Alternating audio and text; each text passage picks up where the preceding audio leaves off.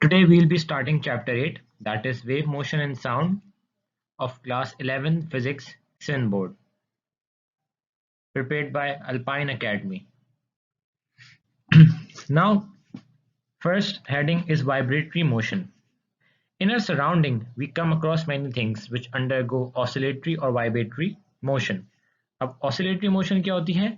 जो कि फोर्थ और बैकवर्ड मोशन, मतलब कि अगर फर्ज करें आपने एक स्प्रिंग है, ठीक है, एक स्प्रिंग है, अब आपने उसको, अगर आप उसको स्ट्रेच करके फिर छोड़ देते हैं तो वो वापस से ऐसे ऐसे अपना मूव करने लग जाएगा, तो ये ऑसिलेटरी मोशन या वाइब्रेटरी मोशन हो गया कि अगर आपने उसको उसकी मीन पोजीशन से उसको आपने एक हिला के या उसमें कोई आपने फोर्स लगाई या आपने उसको स्ट्रेच किया या उसको अपनी मीन पोजीशन से हिलाई, तो फिर वो ऐसे ऐसे अपने आगे जाएगा, to and forth to and forth इस तरह मोशन में आपके वाइब्रेट करने लग जाएगा, तो ऑसिलेटरी मोशन वो होता है, ठीक है, और वही वाइब्रेटरी मोशन भी कहते हैं उसे।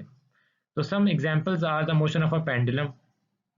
अब यही वही बात है कि पेंडुलम एक आपकी ये वुडन है, ठीक है, आपने यहाँ पे एक फर्ज करें कि एक बॉल सी कुछ आपने इसको हैंग की हुई है। अब अगर इस बॉल को मैं उठा के यहाँ पे रखूँ इस पोजीशन पे, ठीक है, जब मैं इसको छोड़ूंगा तो फिर ये ऑसिलेटरी मोशन यूं करने लग जाएगी ऐसे ऐसे पोजीशन पे अपने, ठीक है, पहले ये इस तरफ जाएगी फिर ये वापस से इस तरफ आ जाएगी, ठीक है, तो दिस इज ऑसिलेटरी मोशन।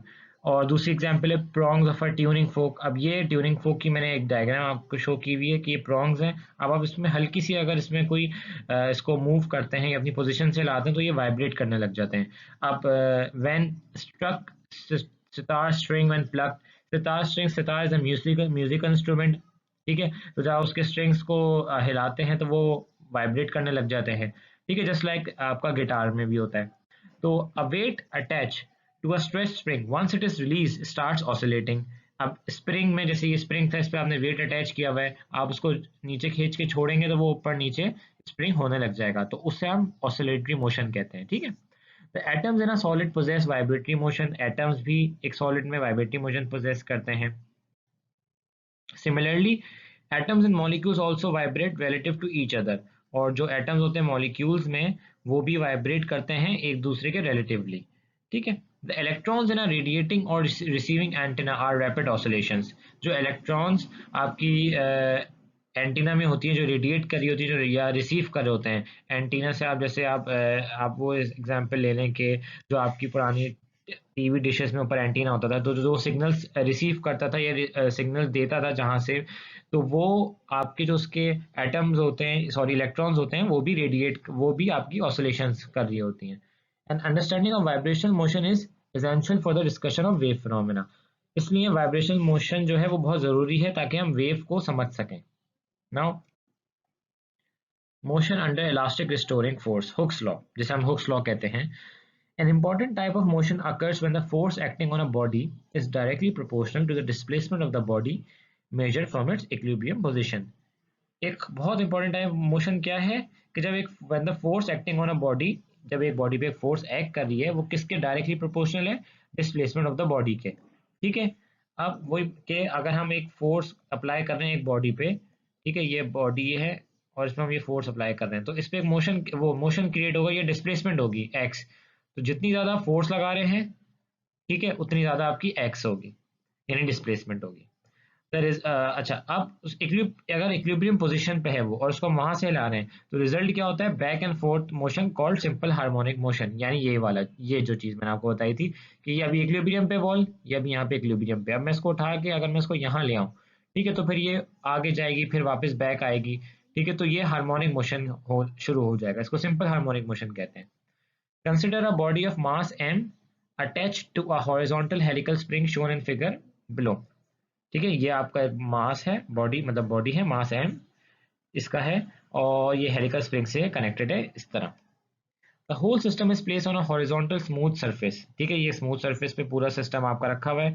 अगर स्प्रिंग को हम स्ट्रेच करते हैं या कंप्रेस करते हैं कुछ भी, so a small distance from its equilibrium position and then release, the spring will exert a force on the body given by fx minus kx। यानी ये कह रहे हैं कि अगर हम स्प्रिंग को स्ट्रेच करते हैं या कंप्रेस करते हैं तो कुछ डिस्टेंस, अब चाहे उसको कंप्रेस कर दें जैसे किसमें हुआ हुआ है आपका सी में हुआ हुआ है, या हम उसको खींचें स्प्रिंग को जो ए में हुआ हुआ है पार्ट, इसमें ए फिगर ए में, तो स्प्रिंग जो है एक फोर्स लगाएगी बॉडी पे which is given by F S equals to minus K X. अब where x is the displacement of the body from its equilibrium position and k is a positive constant known as the force constant of the spring.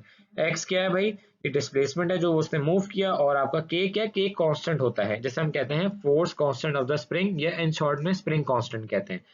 इसमें minus मैं अभी बता दूं पहले, आगे भी अगस्त में मैंने शायद इंक्लूड किया है, लेकिन आपको यही बता देता हूँ कि माइनस साइन ये है कि माइनस साइन आपकी फोर्स की डायरेक्शन शो कर रहा है, या ये शो कर रहा है फोर्स और डिस्प्लेसमेंट ऑपोजिट साइड में. देखिए अगर हम स्प्रिंग को उल्टे हाथ पे दबा रहे हैं, ठीक है, मतलब कंप्रेस कर रहे हैं जैसे सी में हुआ है, तो स्प्रिंग फोर्स कहाँ लगाएगा, सीधे हाथ पे. सही है, स्प्रिंग जो है बॉडी पे फोर्स सीधे हाथ पे लगाएगा, वो रेजिस्ट करेगा. अब पार्ट ए में देखें, पार्ट ए में अगर हम ये एक्स का है आगे, यानी हम उसको बॉडी को आगे खींच रहे हैं, ठीक है, तो स्प्रिंग की फोर्स कहाँ लगेगी, पीछे लगेगी. तो जहां एक्स होगा हमेशा उसके ऑपोजिट डायरेक्शन में आपकी स्प्रिंग की फोर्स होगी, इसलिए ये माइनस साइन आता है. Now the equation f equals to minus kx is the mathematical statement of what is known as Hooke's law. ठीक है, वही f minus kx आपका बेसिकली Hooke's law होता है.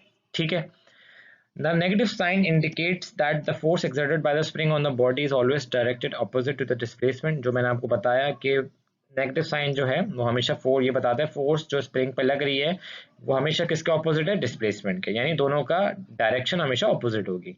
For example when x is greater than 0 as in figure A, यानी a में x 0 से बड़ा है, ठीक है, 0 से बड़ा का मतलब है पॉजिटिव सीधे हाथ पे जा रहा है. ठीक है, तो the spring force is to the left that is negative. तो स्प्रिंग फोर्स कहाँ है, पीछे लग रही है, ये वाली फोर्स, ठीक है, ये पीछे लग रही है, तो क्या है, ये नेगेटिव है. When x is less than 0 as in figure C, जब x आपका C से क्या सॉरी C में 0 से छोटा है यानी कम है, मतलब इसका कहने का मतलब ये है कि मैग्नीट्यूड में तो वो उतना ही है, ठीक है, मैग्नीट्यूड इस लेस का मतलब ये नहीं है मैग्नीट्यूड में कोई कम हो जाएगा, लेकिन लेस का मतलब ये है कि इसकी डायरेक्शन ऑपोजिट है, क्योंकि अब हम इसको दबा रहे हैं स्प्रिंग को तो ये उल्टे हाथ पे जा रहा है, इसलिए माइनस एक्स लिखा है हमने, क्योंकि डिस्प्लेसमेंट एक वेक्टर है इसलिए हमने उसको माइनस साइन दिया है. तो फोर्स अगर हम सी में देखें तो फोर्स कहाँ लग रही है, सीधे हाथ पे, तो फोर्स हम इसको पॉजिटिव कह देंगे. ठीक है, तो no doubt when x equals to 0. अच्छा, अब बी पार्ट बी की बात हो रही है, नहीं फिगर बी की. The spring is neither stretch nor compress, यानी ये कह रहे हैं कि जो बी में है, तो बी में देखें मेन पोजीशन पे वो ना स्ट्रेच हो रहा है ना ही कंप्रेस हो रहा है, इसलिए फोर्स क्या होगी स्प्रिंग की, 0. क्योंकि जब हम किसी को मतलब एक सिंपल टर्म्स में किसी को हमने कोई एक स्प्रिंग को छेड़ा हुआ नहीं है, ना उसको आगे किया हुआ है ना खींचा हुआ है ना उसको कंप्रेस किया हुआ है, तो वो फोर्स लगाएगा ही नहीं, वो अपना सुकून से अपनी जगह पे है. As spring force always tends to restore then original condition of the spring, it is sometimes called a restoring force or more correctly elastic restoring force. अब spring force की क्या होती है आदत या उसकी क्या पहचान है कि वो हमेशा स्प्रिंग को ओरिजिनल कंडीशन में लाने पे उसकी कोशिश होती है. ठीक है, यानी अगर स्प्रिंग को तुम आगे खींचोगे तो वो स्प्रिंग की फोर्स कोशिश करेगी उसको वापस अपनी जगह पीछे पे लाए, अगर स्प्रिंग को दबाओगे तो स्प्रिंग आगे धक्का देगा ताकि वो अपनी जगह पे वापस जाए. ठीक है, तो इसलिए हम इसको रिस्टोरिंग फोर्स भी कहते हैं, या और मोर करेक्टली कहें तो हम कहते हैं elastic restoring force. Once the mass is displace to some distance xm. अच्छा, अब मास अगर हमने डिस्प्लेस किया है एक डिस्टेंस xm पे with N elastic limit. Elastic limit ये होती है कि इलास्टिक लिमिट आपका आगे जाके आप एक स्ट्रेस स्ट्रेन कर्व पढ़ेंगे, ठीक है, इस तरह करके ये इस तरह करके होगा ये. सही है, इस पे एक इलास्टिक लिमिट होती है. इलास्टिक लिमिट का मतलब कि उसके अंदर अंदर आप किसी चीज को अगर खींच रहे हैं या कर रहे हैं तो वो आपकी ओरिजिनल पोजीशन पे आ जाएगी. अगर इलास्टिक लिमिट से आप बाहर चले गए तो वो बॉडी आपकी डिफॉर्म हो जाती है परमानेंटली, मतलब कि फिर वो जगह पे नहीं आती अपनी, वो खिंची जाती है. सही है, तो विद इन इलास्टिक लिमिट ये है कि अपनी जब उसको आप अगर इलास्टिक लिमिट के अंदर आपने अपने उसको खींचा है, उस पर फोर्स लगाई है, तो अपनी जगह पे वापस आ जाएगा. तो हमने एक्स से मूव किया है इक्विलिब्रियम पोजीशन से और फिर उसको छोड़ दिया and then release. It will move from the position minus xm through 0 to plus xm position. मतलब कि पहले वो प्लस xm पे था, मतलब यहाँ था, ठीक है, फिर वो वापस पीछे जाएगा, ठीक है, माइनस xm क्योंकि फोर्स से पीछे खींचेगा ना, वो 0 पे आगे तो नहीं रुकेगा, पीछे भी आएगा वापसी, फिर आगे जाएगा फिर पीछे आएगा, इस तरह करके करके ये ऑसिलेटरी मोशन कहलाता है. ठीक है, this system will continue to oscillate back and forth about its equilibrium position. Back and forth मतलब पीछे और आगे अपनी इक्विलिब्रियम पोजीशन के होएगा वो. During the oscillatory motion between two extreme positions, यानी ऑसिलेटरी मोशन के वक्त किसी दो एक्सट्रीम पोजीशन पे when the body passes through the equilibrium position the total energy is kinetic. Oscillatory motion के दौरान दो एक्सट्रीम पोजीशन के बीच में जब बॉडी इक्विलिब्रियम पोजीशन को पास कर रही होती है तो टोटल एनर्जी क्या होती है, काइनेटिक होती है। Potential energy is zero because the spring is in the unstretched condition. अब पोटेंशियल एनर्जी जीरो क्यों होती है, क्योंकि स्प्रिंग अनस्ट्रेच कंडीशन में है, वो स्ट्रेच नहीं है, वो अपनी खुद हिल रहा है ऑसिलेटरी मोशन की वजह से, इसलिए पोटेंशियल एनर्जी अभी आपकी जीरो होती है। As the body moves to the right or left from the equilibrium position, its potential energy begins to increase at the cost of kinetic energy. अब ये कह रहे हैं कि जैसे आपने स्प्रिंग हिलाया, ठीक है, अब ए पे लेकर आया, उसको छोड़ा तो बी पे आएगा, बी पे वो मेन पोजीशन पे, यहाँ पे काइनेटिक एनर्जी होगी आपकी पूरी इस पे, सही, कोई पोटेंशियल एनर्जी नहीं है, लेकिन फिर वो पीछे भी तो आएगा एकदम से, तो जैसे ही सी पे आएगा फिर उसकी पोटेंशियल एनर्जी गेन हो जाएगी, ठीक है, फिर वो वापस आएगा मेन पोजीशन पे बी की तरह, फिर वो थोड़ा और आगे जाएगा क्योंकि ऑसिलेट कर रहा है, अभी तो वो रुका नहीं है, वो आगे पीछे होता जा रहा है, तो जैसे ही वो मेन पोजीशन पे आता है वहाँ काइनेटिक एनर्जी होती है और आगे पीछे जब होता है तो वो पोटेंशियल एनर्जी उसकी वहाँ पे होती है। ठीक है, अब हम यहाँ थे कि as the body moves to the right और the left from the equilibrium position its potential energy begins to increase at the cost of kinetic energy.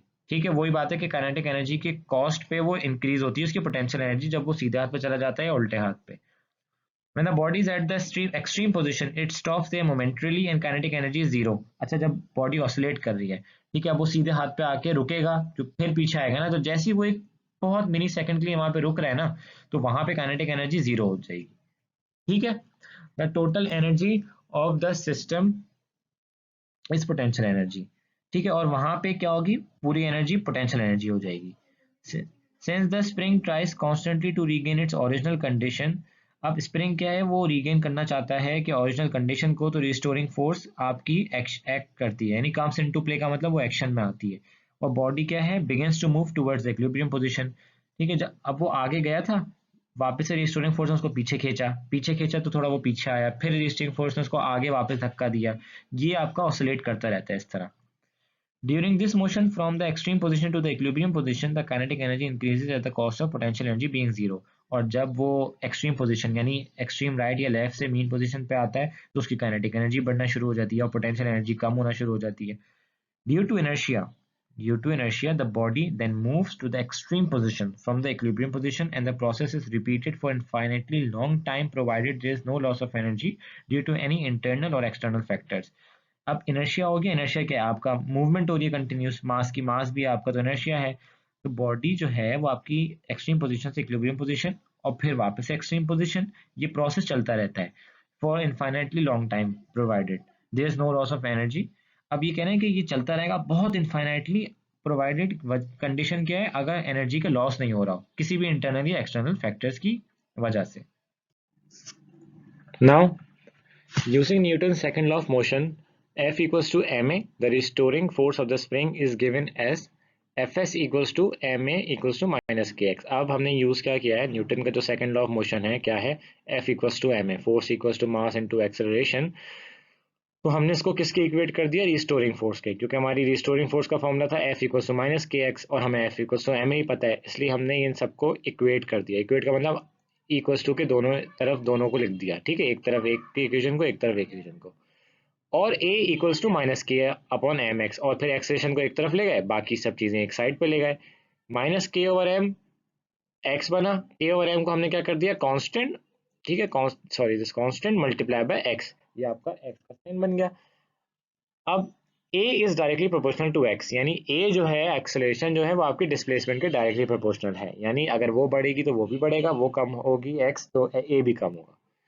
Where the quantity k upon m represents the constant of proportionality, को जो quantity k over m है वो proportionality constant कहते हैं उसे।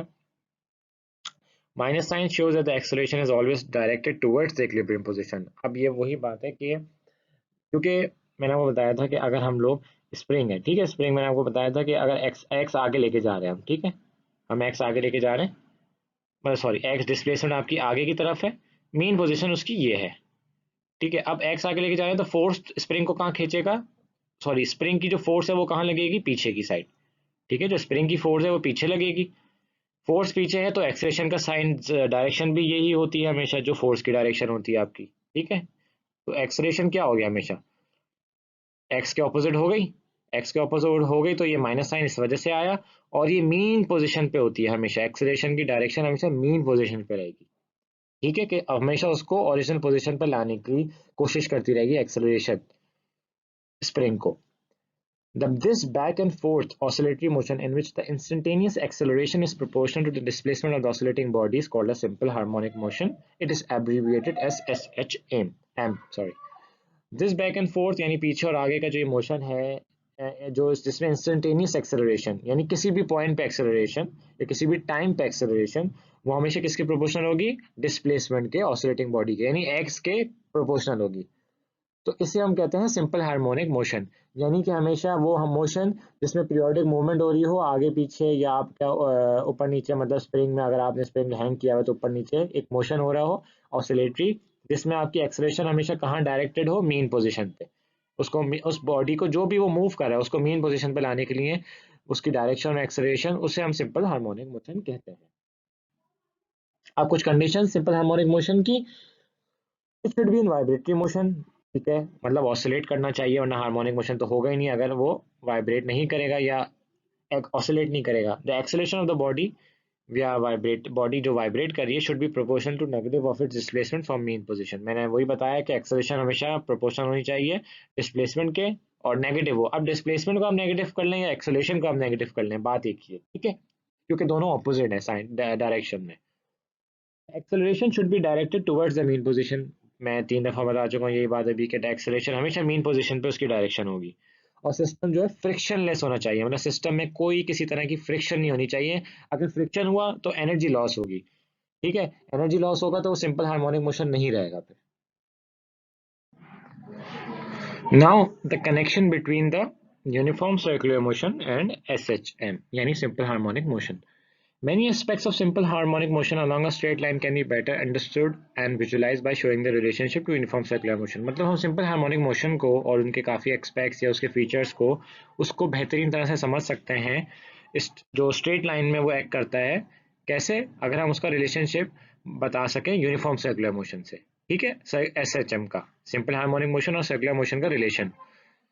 तो हमने क्या किया, कंसिडर किया एक point mass m at a point p, यानी हम ये जो P है बी में देखें आप, अगर या ए में भी देख लें तो P जो है आपका पॉइंट, ये आपका एक वो है रेफरेंस पॉइंट है। ठीक है, जो मूव कर रहा है सर्कल ऑफ रेडियस x हो, मतलब जीरो से लेके यहाँ से लेके ये पूरा यहाँ तक का डिस्टेंस क्या है? x हो। ये आपको बुक में क्लियरली दिख भी जाएगा विजिबल, अगर ये तस्वीर में भी यहाँ नहीं दिख रहा है।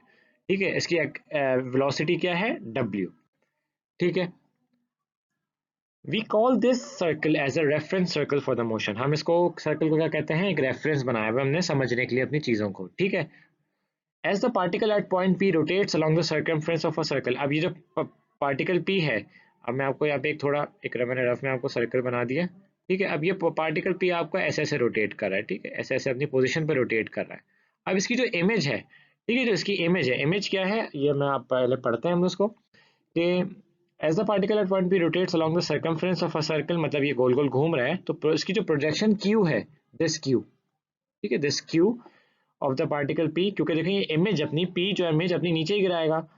ठीक है, तो ये moves back and forth along the diameter A O B, तो ये ए ओ बी के अक्रॉस मूव करेगी, मतलब ये ए ओ बी की ये लाइन है। ठीक है, तो ये क्यू, जब ये पी गोल गोल घूम रहा होगा तो ए क्यू कभी यहाँ आ जाएगा, कभी यहाँ आ जाएगा, फिर यूं यूं चलता रहेगा। ठीक है, ये ऐसे ऐसे ऑसिलेट करेगा।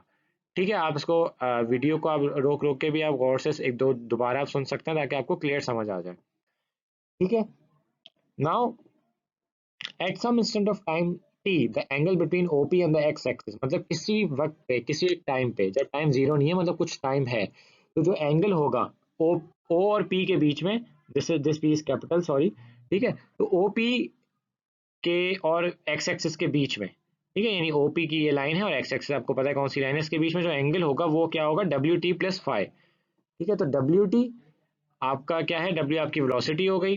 ठीक है, एंगुलर वेलोसिटी विद टाइम, तो ये आपका एंगुलर डिस्प्लेसमेंट हो गया, इसलिए हमने इसको इस तरह लिखते हैं, मतलब कि सॉरी, ये आपका डब्ल्यू टी हो गया क्योंकि आपका ये रोटेट कर रहा है, एंगल आपका बना रहा है ये।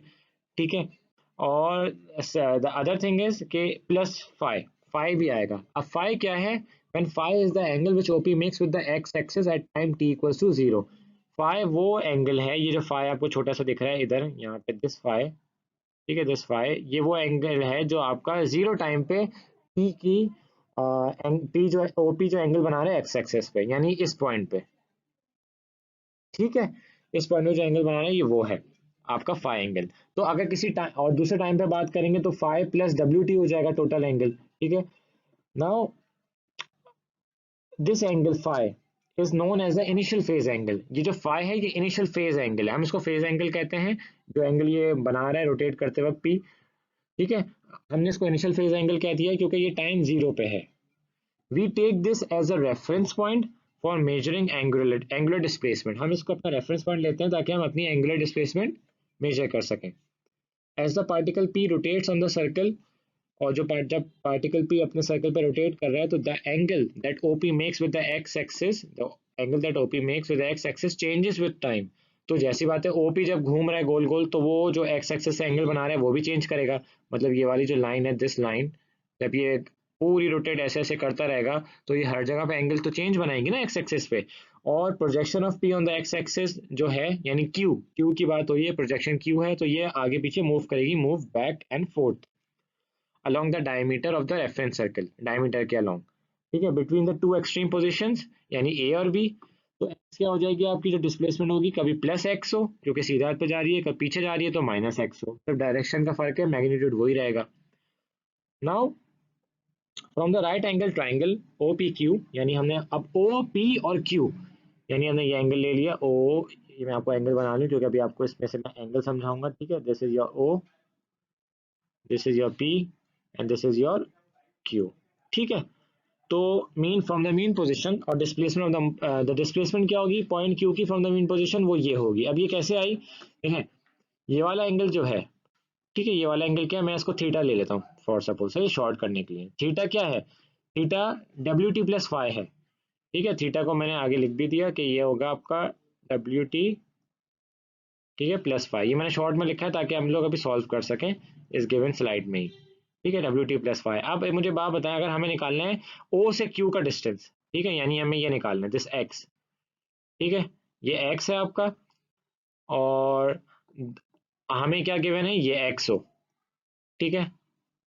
तो हम अब कैसे निकालेंगे, now we'll how we'll do that, हम निकालेंगे कॉस थीटा, ठीक है, कॉस थीटा होता है कॉस थीटा, बेस क्या है हमारी, simple x upon X not hypotenuse, ठीक है, या हाइपोटेन्यूज में आ गया एक्स नॉट, तो एक्स ओवर एक्स नॉट, अब एक्स नॉट को इधर भेज देंगे, मल्टीप्लाई हो जाएगा, और कॉस, और थीटा क्या था, डब्ल्यू टी प्लस फाइव, ठीक है। तो थीटा की जगह डब्ल्यू टी प्लस फाइव पूरा आ जाएगा, इक्वल्स टू हो जाएगा ये x.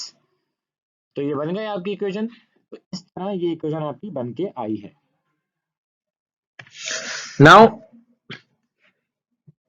notice in figure A that we take x to be positive when displacement is to the right। अब ये फिगर है जो मैंने क्रॉप करके डाली है, ठीक है। अब ये कह रहे हैं कि भाई आप नोट करें कि जो हम x, हमेशा जब x आपका राइट साइड पे जाता है तो हम उसको क्या लेते हैं, पॉजिटिव, ठीक है। जब x आपका लेफ्ट पे, मतलब आपका लेफ्ट पे आपकी डिस्प्लेसमेंट है तो हम उसको नेगेटिव लेते हैं, ये मैं आपको पहले ही बता चुका हूँ। cos wt plus phi is less than 0 and the necessary negative sign is automatically supplied। यानी जो cos wt plus phi है ये 0 से कम है, यानी नेगेटिव में है, ठीक है, ये इस साइकिल का, इसका, ठीक है। And the necessary negative sign is automatically supplied, और हम नेगेटिव साइन उसको ऑटोमेटिकली खुद लगा देते हैं। In order to give physical significance to the constant appearing in x equals to x0 cos wt plus phi, it is convenient to plot x as a function of t as shown in figure below। हमने कुछ नहीं किया, हमने इसको सिर्फ simple plot कर दिया, ठीक है। ये डायरेक्ट प्लॉट हुआ भाई, आपको मतलब वो नहीं पूछेंगे कि इस तरह प्लॉट किया, ठीक है। आपने बस इसको, अगर डेरिवेशन भी आती है तो आपने सिंपल इसको प्लॉट कर देना है। कॉस का हमेशा याद रखिएगा, कॉस का, ठीक है, कॉस का जो ग्राफ होता है ना वो स्टार्ट ही यहाँ से होता है, ठीक है। ऊपर से साइन का ग्राफ होता है इधर से शुरू, मैं आपको बता के दिखा देता हूँ बना के, ये कॉस का ग्राफ इस तरह होता है, ठीक है। फिर ये ऊपर नीचे इसकी एम्पलीट्यूड है, मोशन है, वो आप कुछ भी वेरी कर सकते हैं, लेकिन कॉस का ऐसे होता है। और जब हम साइन का बनाते हैं तो साइन का हमेशा यहाँ से स्टार्ट होता है, ठीक है, ये इस तरह साइन का चलता है। तो ये है बहरहाल कॉस का। अच्छा, now First, we note that xo called the amplitude of motion. अब एक और मैं आपको बात बताता चलूँ ताकि आपको हमेशा याद है कि ये जो जब ये आपका एक वेव पीरियोडिक फंक्शन का ये पीरियोडिक एक फंक्शन है आपका, ठीक है। अब इसमें जो ये angle cos WT plus five के पीछे जो चीज़ होती है ना, ये हमेशा ये आपका होता है एम्पलीट्यूड, ठीक है। ये जो मैं आपको एक्स नॉट है ये आपका एम्पलीट्यूड होता है, ठीक है। तो ये कह रहे हैं कि the amplitude of the motion is simply the maximum displacement of the particle. वो मैक्सिमम डिस्प्लेसमेंट होती है, अब वो ऊपर भी उतनी होगी नीचे भी उतनी होगी, ठीक है। ये प्लस एक्स नॉट ये आप देख रहे हैं, ठीक है, और ये माइनस एक्स नॉट, ठीक है, इन आइदर पॉजिटिव और नेगेटिव डायरेक्शन। वही पॉजिटिव नेगेटिव डायरेक्शन हो गई एक्स की, ठीक है। एक्स एक्सेस इसमें ये वर्टिकल एक्सेस लिया हुआ है, आप डायग्राम में देख सकते हैं। The constant angle phi is called the phase constant और फेज एंगल। जो आपका कांस्टेंट एंगल होता है किस टाइम पे, जीरो टाइम पे, वो फेज एंगल होता है। कांस्टेंट फाई क्या बताता है भाई कि एंगुलर डिस्प्लेसमेंट क्या थी एट टाइम जीरो, यानी जब आपका टाइम टी जीरो था, तो ये सिंपली सिंपली बता देगा भाई कि इस टाइम पे यानी टाइम जीरो पे आपका इनिशियल एंगल यानी इनिशियल फेज एंगल जिसे हम कहते हैं वो क्या था। The quantity WT plus phi is called the phase of the motion. और जो ये WT प्लस फाई है, ठीक है, जो ये आपका होता है मोशन का फेज, जो मोशन में जब आ गया है यानी किधर पहुंच गया है वहां का फेज एंगल, ठीक है, ये वो बताता है WT plus phi. We also note that here that the function X is periodic. हमें ये पता है पीरियोडिक है तभी तो ये वेव लाइक इसका प्लॉट हो रहा है, यानी पीरियोडिक फंक्शन है, बैक एंड फोर्थ ऑसिलेटिंग है ये, and repeats itself when WT increases by 2 pi radiance. और रिपीट कब करता है, अब ये देखें यहाँ से लेके at this point, from starting from this point two this point, ठीक है। ये आपका पूरा कितना है, ये 2 पाई है, याद रखिएगा, दिस इज योर 2 पाई। ये आपका पूरा एक 360 एंगल बना रहा है, ठीक है। तो ये 2 पाई में आपको मतलब हमेशा क्या होता है, 2 पाई में आपको ये वही पोजीशन पे वापस ले आता है जहां से स्टार्ट हुआ था, ये वहीं पे वापस ले आएगा, ठीक है। ये अगर ये स्टार्ट यहाँ से हुआ था तो यहाँ से ये वापस यहीं ले आएगा। ये 360 का पूरा एक वन कंप्लीट साइकिल बनी है। The time T which the particle takes to go through one full cycle, यानी टाइम टी पीरियड, देखें ये टाइम टी है, जैसे ये स्टार्ट है, जैसे इस पोजीशन से अगर हमने काउंट किया तो हम इसी पोजीशन पे लाएंगे, ठीक है। तो बिल्कुल सेम सेम, तो वहां पे आपको पता चल गया आपका एंगल क्या है, सॉरी आपका ये 2 पाई है, ठीक है। टाइम कितना लगा, कैपिटल टी, तो ये आपका टाइम पीरियड हो गया। This means the value of x at time t यानी small t is equal to the value of x at time t plus T. यानी कि जो आपकी एक्स की वैल्यू है, डिस्प्लेसमेंट एक्स की वैल्यू है टाइम टी पे, वो किसके बराबर है, टी प्लस टी, यानी एक तो इनिशियल जो स्मॉल टी था, ठीक है, और एक कैपिटल टी पूरा जो कि टाइम पीरियड जो मोशन का है। तो टोटल टी प्लस टी होता है हमेशा, क्योंकि इनिशियल को आप ऐड करते हैं नए वाले में जो कैपिटल टी होता है, स्मॉल टी आप लाजमी ऐड करेंगे। We will show here that the period of the motion is given by, ये तो फॉर्मूला सिंपल क्या होता है, स्पीड का फॉर्मूला डिस्टेंस अपॉन टाइम होता है, तो हमने टाइम को उधर लेगा नीचे, मतलब ये होता है आपका speed equals to distance upon time, ठीक है। तो टाइम को उधर ले गए और स्पीड को यहाँ ले आए।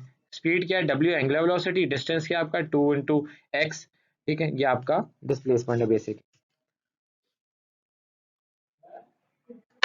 Now we know that the phase increases by 2 pi radians as T increases by T से, यानी कि टाइम जो स्मॉल टी है वो अगर जीरो है, ठीक है, वो तो हमने अगर उसको जीरो लिया हुआ है, ठीक है, मतलब या कोई भी टी है, चलें आप कोई भी टाइम ले लें, ठीक है, उसमें वो कितना इंक्रीज होता है, जब phase angle 2 pi radian increase होता है, यानी अगर फाई में, ठीक है, प्लस 2 पाई हो रहा है, ठीक है, तो आपका टी इंक्रीज हो रहा है बाय टी से, ठीक है, क्योंकि ये टाइम पीरियड किसका है, पूरे एक साइकिल का, और एक साइकिल का टाइम हमेशा 2 पाई होता है, बस सॉरी एक साइकिल का टाइम एंगल जो होता है वो 2 पाई होता है, ठीक है। ये एंगल है, ये टाइम पीरियड है। तो हमने क्या किया, W T plus five plus 2 पाई, यानी डब्ल्यू टी प्लस फाइव तो आपका नॉर्मल टाइम एंगल था, ठीक है, जो हमने किसी टाइम पे उस पर हमने अगर 2 पाई करते हैं और 2 पाई एंगल और ऐड करते हैं तो उसका टाइम पीरियड भी कैपिटल टी ऐड हो जाएगा दूसरी तरफ, यानी W T plus capital T, ठीक है। Now therefore wt equals to 2 pi और t equals to 2 pi upon w। हमने इसको सॉल्व किया तो ये wt प्लस t हो गया। जब आप इसको सॉल्व करेंगे तो आपका फाई से फाई कैंसिल हो जाएगा, ठीक है, wt बाहर आएगा तो w आपका ये क्या बन जाएगा, 2 pi equals to 2 pi upon w equals to capital T, ये आपका फॉर्मूला बन के बाहर आ जाएगा। Now inverse of the period t is known as the frequency of the oscillatory motion। जो टाइम पीरियड का 1 अपॉन अगर हम इन्वर्स ले लें तो ये किसके बराबर होता है, ये फ्रीक्वेंसी के बराबर होता है, ठीक है। The frequency represents the number of oscillatory vibration which the particle makes in 1 second, this is 1।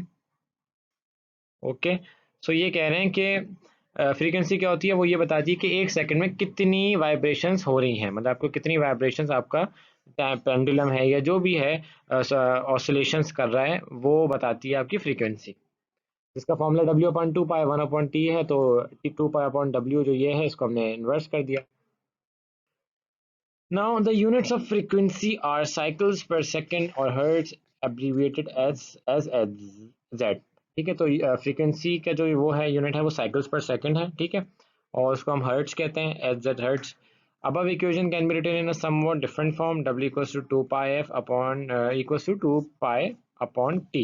अब इसमें कुछ नहीं किया, 2 pi जो यहाँ पे था ये हम उधर ले गए, तो 2 pi f बन गया equals to w बन गया, ठीक है। और f क्या है, f होता है 1/t, तो हमने f की जगह यहाँ 1/t लिख दिया, तो फॉर्मूला बन गया w equals to 2 pi upon t, ठीक है।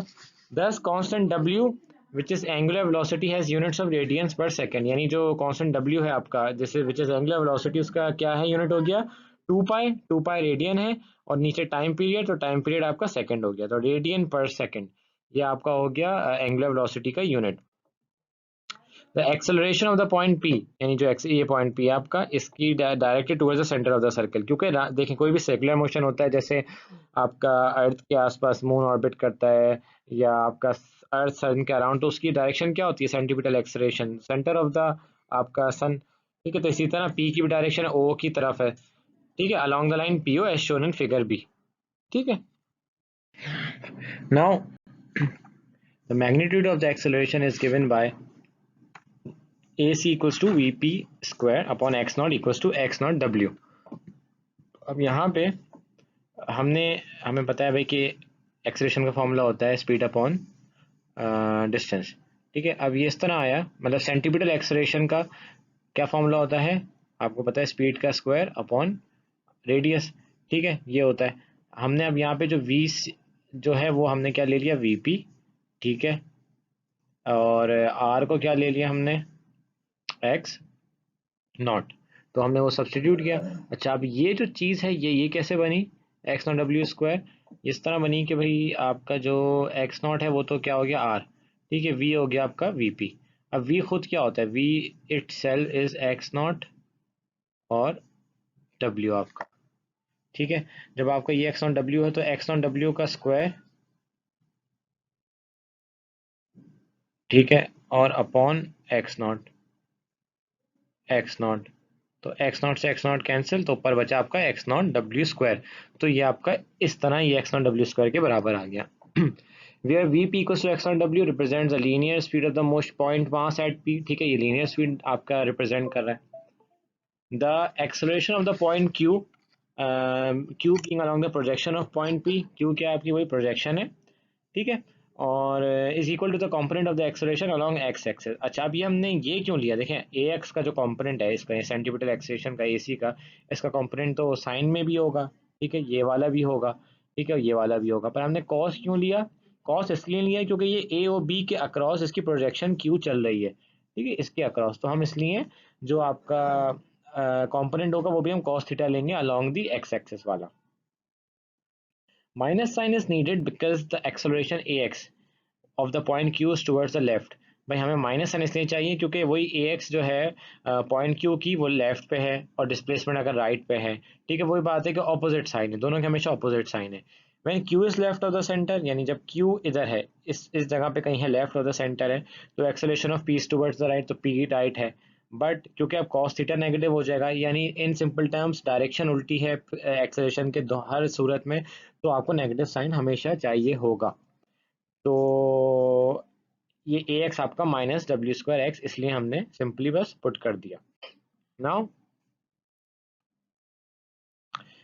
Here the acceleration of the point Q is proportional to its displacement and is directed towards the centre. ये कह रहे हैं कि भाई जो एक्सेलरेशन है पॉइंट क्यू की, ठीक है, जो पॉइंट क्यू की एक्सेलरेशन है वो प्रोपोर्शनल है डिस्प्लेसमेंट के, और वो डायरेक्टेड है टुवर्ड्स द सेंटर, हमेशा वो सेंटर की तरफ डायरेक्ट होगी, ये ऑसिलेटिंग मोशन का रूल है कि एक्सेलरेशन हमेशा सेंटर के पे डायरेक्ट होती है। Hence, the motion of the point Q is simple harmonic harmonic वही कि आपका एक ऑसिलेट कर रहा है और उसकी एक्सेलेरेशन सेंटर पे डायरेक्टेड है, ठीक है। The above equation shows that the acceleration is maximum at the extreme position, और ये तो हमें पता है कि क्योंकि काइनेटिक एनर्जी एक्सट्रीम पोजीशन पे मैक्सिमम होती है, तो एक्सेलरेशन भी एक्सट्रीम पोजीशन पे मैक्सिमम होती है। सॉरी, काइनेटिक एनर्जी मिनिमम पे मीन पोजीशन पे आपकी मैक्सिमम होती है, और पोटेंशियल एनर्जी क्योंकि आपकी एक्सट्रीम पोजीशन पे मैक्सिमम होती है, और आपकी इसी तरह एक्सेलरेशन भी एक्सट्रीम पोजीशन पे मैक्सिमम होती है। ये आपकी फाइनल इक्वेशन बन गई कि ए मैक्स आपका हो जाएगा मैक्सिमम एक्सेलरेशन का formula W square X not. अब हमने इसमें क्या किया, हमने इक्वेशन कंपेयर्स कर दी, A minus K M X and A X equals to minus W square X, ठीक है। जब हमने कंपेयर की तो हमारे पास मिला डब्ल्यू इक्वल्स टू रूट के ओवर एम। हम इसको खुद भी कंपेयर कर लेते हैं भाई, कि हमने माइनस के अपॉन एम एक्स को कंपेयर कर दिया माइनस डब्ल्यू स्क्वायर एक्स से, ठीक है। अच्छा, अब माइनस से माइनस ये आपका कैंसिल हो गया, ठीक है, माइनस से माइनस कैंसिल हो गया आपका। अब यहाँ बचा के ओवर एम और डब्ल्यू स्क्वायर, एक्स से एक्स कैंसिल हो गया, ठीक है। तो डब्ल्यू क्या हो गया, डब्ल्यू स्क्वायर का हमने जब रूट लिया दोनों तरफ तो ये बन के आ गया डब्ल्यू के अपॉन एम, ठीक है। We know that W equals to two pi F equals to sorry equals to pi upon T. अब हमें फॉर्मूला भी पता है कि ये किसका है, वेलोसिटी का, एंगुलर वेलोसिटी का, कि टू पाई एफ होता है, और एफ क्या है आपका फ्रीक्वेंसी, तो हम उसको वन ओवर टी लिख देते हैं, time period. Period of oscillation और time required for one complete trip. अब हम निकाल रहे हैं पीरियड ऑफ ऑसिलेशन या टाइम एक कंप्लीट ट्रिप के लिए। T equals to two pi root m over k, ठीक है। अब ये भी हम सॉल्व करते हैं भाई। हमने टू पाई ओवर टी यानी को इससे इक्वेट करना है, क्योंकि यहाँ पे W two pi over T है, यहाँ पे डब्ल्यू रूट के ओवर एम है, ठीक है। तो हमने रूट के ओवर एम को इक्वेट कर दिया किससे, टू पाई टी से, ठीक है। टी को हमें सब्जेक्ट बनाने एक तरफ लेके जाना है, तो टी को एक तरफ ले गए, तो ये बन गया टू पाई, ठीक है। अब ये रूट के ओवर एम इस तरफ ऐसे है, तो उधर जाके ये रूट एम ओवर के बन जाएगा, ठीक है। इन्वर्स हो जाएगा, सॉरी इसका ऑपोजिट और रेसिप्रोकल हो जाएगा बिल्कुल, टू पाई एम के, तो ये आपका इस तरह ये बन गया। Now the speed of the point Q is the component of the speed point P along diameter AOB as shown in figure below। ये कह रहे हैं कि जो पॉइंट क्यू की स्पीड है is the component of the speed at the point P along diameter AOB as shown in figure below, वो उसके कंपोनेंट की है, ठीक है। Is the component of the speed of the point P, यानी point Q की क्या speed है, वो है कंपोनेंट किसका, speed of the point P का along diameter AOB as shown in figure below, यानी Vx क्या हो गया, VP sin थीटा, ठीक है। क्योंकि वो नीचे आपके सेंटर पे डायरेक्ट कर रही है, तो इसलिए वीपी साइन थीटा हो गया आपका सिंपल, ठीक है। वीपी साइन थीटा, वीपी क्या है, एक्स नॉट डब्ल्यू के बराबर, तो ये हो गया आपका x not W sine theta simply. Now अब हमने क्या किया कि साइन थीटा, जो हमें साइन थीटा था, क्योंकि फॉर्मूला था स्पीड एक्स, ठीक है, मतलब एक्स की अलॉन्ग एक्स, और था X not W sine theta. अब साइन थीटा का आपको एक फॉर्मूला हम लोग को पता है, sine square theta plus cos square theta equals to one, ठीक है। ये हमें फॉर्मूला पता है, हमें निकालना है साइन थीटा। तो मैंने क्या किया कि sine theta equals to one minus cos square theta कर दिया, ठीक है। अब ये स्क्वायर है, ठीक है, हमने इसका अंडर रूट ले लिया, तो ये बन गया sine theta equals to root one minus cos square theta, ठीक है।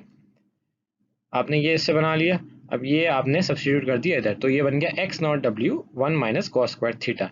अब ये कैसे इन्होंने डायरेक्ट बनाया, बुक में इन्होंने डायरेक्टली लिखा है, ये भी मैं आपको शो कर देता हूँ। कॉस थीटा हमारा पहले था equals to X upon X not, ठीक है। ये हमने फॉर्मूला बनाया था, पीछे आप डायग्राम में जाके देख लीजिएगा दोबारा बुक में, कि cos theta x over x not के बराबर है, बेस ओवर हाइपोटेन्यूज, तो हमने कॉस थीटा की जगह एक्स ओवर एक्स नॉट लिख दिया। अब हमने जब ये लिखा तो हमारे पास, मैं आपको सिर्फ रूट का सॉल्व करके बता रहा हूँ, ठीक है। तो ये बन जाएगा x over under upon X not का स्क्वायर, ठीक है। इसको हमने ओपन करेंगे तो ये हमारा एलसीएम बन के बाहर आएगा एक्स नॉट का स्क्वायर, ठीक है, 1 माइनस ये ऐसे बन के आ जाएगा बाहर, ठीक है, एक्स नॉट का स्क्वायर, ये भी स्क्वायर, ठीक है, और ये पूरा का पूरा रूट में आ जाएगा। ठीक है, अब मैंने इस एक्स नॉट स्क्वायर को, ठीक है, इस एक्स नॉट स्क्वायर को मैं बाहर ले जाऊंगा। ठीक है, बाहर हमारे पास क्या है, बाहर हमारे पास एक्स नॉट डब्ल्यू है। ठीक है, जब बाहर एक्स नॉट डब्ल्यू है तो ये जाएगा एक्स नॉट, ठीक है, एक्स नॉट डब्ल्यू, और अपॉन में ये चला जाएगा एक्स नॉट। ठीक है, तो ये एक्स नॉट से कैंसिल, तो सिर्फ डब्ल्यू बचेगा, और अंदर बच जाएगा आपका वही एक्स नॉट का स्क्वायर माइनस एक्स का स्क्वायर। ठीक है, ये फॉर्मूला बन गया, W X not minus x square, ये आपका फॉर्मूला आ गया।